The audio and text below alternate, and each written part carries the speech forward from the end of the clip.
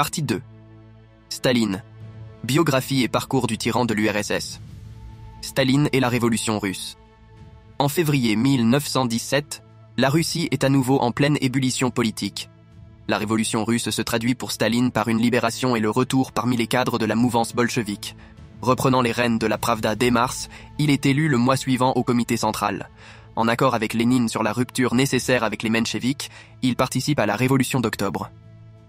Membre du Politburo, commissaire du peuple aux nationalités et très actif dans la guerre civile, Joseph Staline cumule déjà de nombreuses fonctions.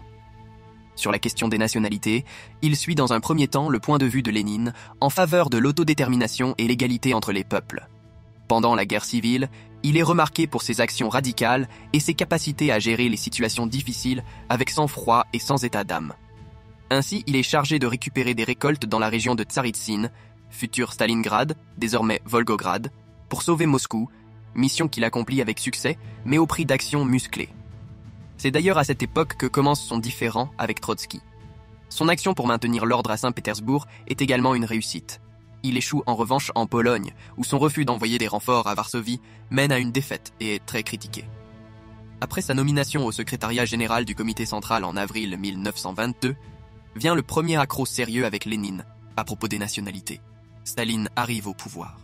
Lénine a en effet perçu le rôle stratégique que prend le poste a priori formel de secrétaire général du comité central quand la bureaucratie se renforce. Cela n'échappe pas non plus à Staline.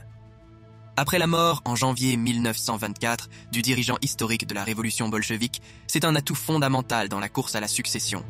D'autant plus que les dirigeants, trop soucieux d'évincer Trotsky, ne prennent pas garde aux avertissements de Lénine concernant Joseph Staline. Ce dernier se positionne tour à droite, puis à gauche. Ainsi, il élimine ses adversaires les uns après les autres, s'alliant avec les ennemis d'hier pour faire tomber un allié de la veille.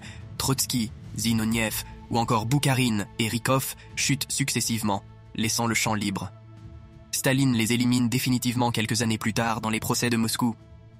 Parallèlement, Staline use d'un discours simplificateur qui lui donne l'agrément des nouveaux arrivants du parti, souvent moins cultivés et d'origine plus modeste que les dirigeants historiques de la Révolution. Il se clame véritable successeur orthodoxe de la pensée de Lénine et s'emploie à faire oublier les désaccords des dernières années.